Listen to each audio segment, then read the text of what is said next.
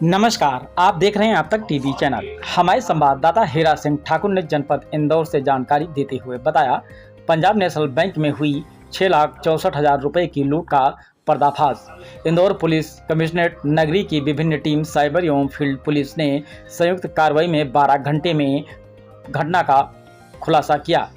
आरोपी निकला रिटायर्ड फौजी। घटना के तत्काल बाद करीब 50 पुलिस कर्मियों के दल के घटना स्थल से लेकर आरोपी के घर तक छाने करीब 1172 सीसीटीवी कैमरे इसी के आधार पर पहुंचे आरोपी के घर तक। घटना में प्रयुक्त मोटरसाइकिल जिसका रंग हरा था, उसको करीब 100 घरों में तलाश कर ढूंढ निकाला। आरोपी के घर में बरामद हुए पंजाब नेशनल बैंक से लूटे गए 3 लाख रुपए एवं घटना में प्रयुक्त 315 बोर की लाइसेंसी बंदूक एवं कारतूस। घटना में उपयोग की गई रेनकोट, जूते व बैग तथा मोटरसाइकिल हुई जब्त। आरोपी पंजाब नेशनल बैंक के आसपास गार्ड की नौकरी करता था, वहीं से उसने की थी बैंक की रेकी। आरोपी की धरपकड़ हेतु 3 टीमें रवाना। आइए चलते हैं हमारे संवाददाता के साथ।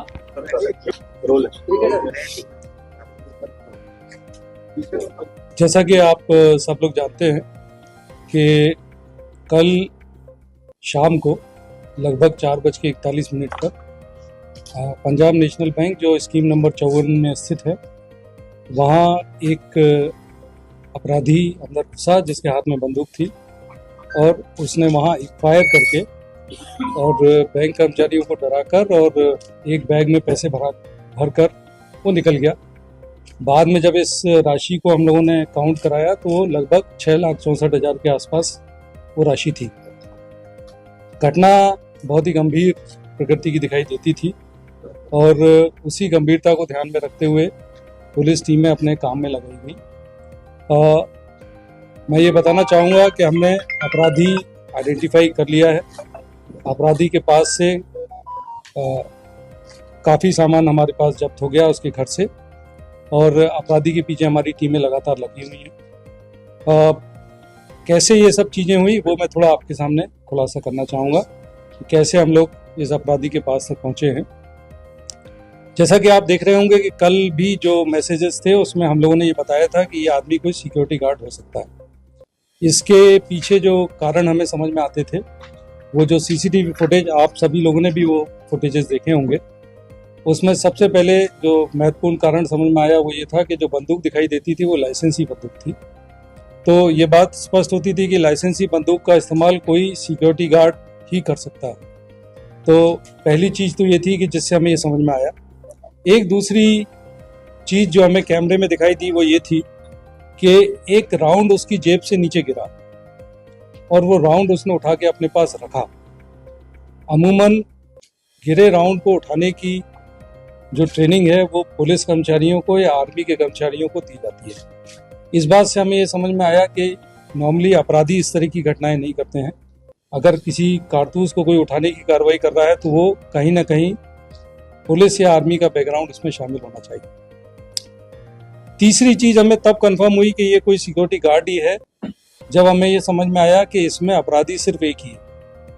पहले हमें ये लगता था कि एक व्यक्ति जो उसके बाहर खड़ा है, उस पर हमें बहुत शंका इस बात की हुई कि वो जब घटना हो रही थी अंदर, उसी समय वो शटर से अंदर दाखिल होने का प्रयास करते हैं और इसके बाद वो बाहर निकल जाते हैं और बाहर जाने में उनका ऐसा लगता है कि उन्होंने कोई अलार्म रेज नहीं किया, अर्थात कोई हल्ला गुल्ला नहीं मचाया।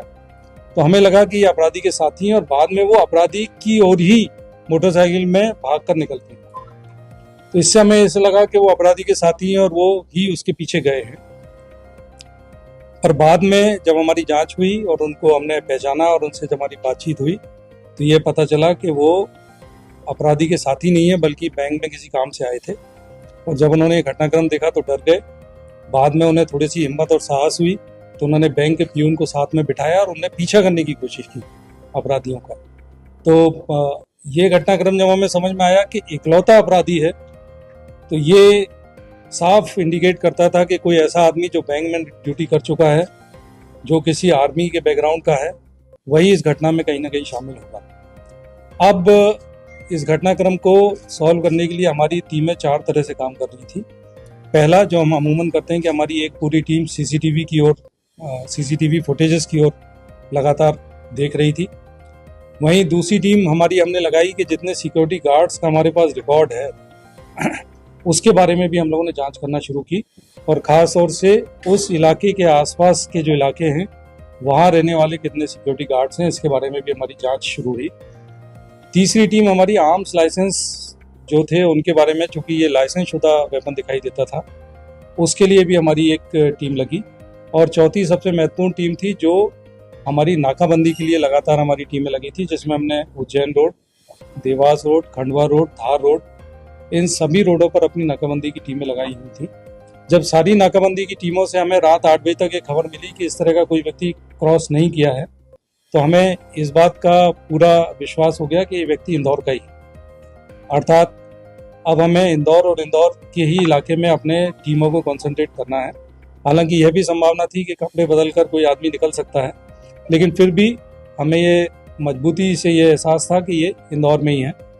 मैं हमारी पूरी टीम, जिसको लीड श्री अभिनय विश्वकर्मा जो हमारे जोन 2 डीसीपी हैं, आपकी कड़ी मेहनत और आपकी पूरी टीम की कड़ी मेहनत, जिसमें अमरेंद्र सिंह, आपके साथ 2IC विजयनगर गौतम, इसके अलावा TI लसूड़िया श्री तारेश सोनी, कृष्ण लाल चंदानी ACP, आप सभी लगातार पूरी रात लगे रहे, और मुझे लगता है कि लगभग 1000 के आसपास कैमरे आप लोगों ने खंगाले।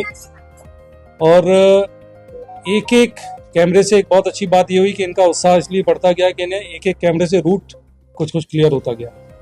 कभी वो न्याय नगर पे दिखाई दिया, फिर आगे उन्हें हीरा नगर के आसपास दिखाई दिया। पूरा रूट आपको एक बार DCP अभिनय बहुत अच्छी तरह बता पाएंगे। जैसे जैसे रूट क्लियर होता जा रहा था वैसे वैसे हमारी टीम लगातार उसमें मेहनत करती जा रही थी। पूरी रात टीम ने मेहनत की है। मुझे लगता है कि हमारी 15 से अधिक टीमें लगातार CCTV कैमरों को खंगालने में लगी थी। क्राइम की भी हमारी पूरी टीम, जिसमें राजेश दंडोतिया और उनके पूरे टीम के सदस्य लगातार लगे थे। इलेक्ट्रॉनिक सर्विलेंस का भी काम हमारा जारी था, जो हम हमेशा करते हैं। इसमें जो टीमें हैं वो लगातार, उनको जब ये रूट मिलता गया तो एक जगह इनको कैमरे में चेहरा भी दिखाई दिया। आपने देखा होगा कि वो बीच में मास्क लगाए थे, बाद में इन्हें जगह कैमरे में चेहरा भी दिखाई दे गया, और गाड़ी का कलर भी इन्हें बहुत क्लियर हो गया कि गाड़ी ग्रीन रंग की है। अब इनके पास ये टास्क था कि ग्रीन रंग की गाड़ी उस इलाके में कहाँ पार्क्ड है। तो एक पूरी तैयारी इन लोगों ने कॉम्बिंग गश्त टाइप की, जिसमें कि पूरी टीम ने उस इलाके में कोई गाड़ी तो पार्क नहीं है, और पुलिस इस मामले में थोड़ी सौभाग्यशाली रही कि एक घर के बाहर उन्हें वही गाड़ी पार्क की हुई। जिस इलाके के पास का कैमरा इन्हें देखने के लिए मिला था उसके पास इन्हें वो गाड़ी खड़ी दिखाई दी, और इसके बाद हमारी कार्रवाई आगे बढ़ी है।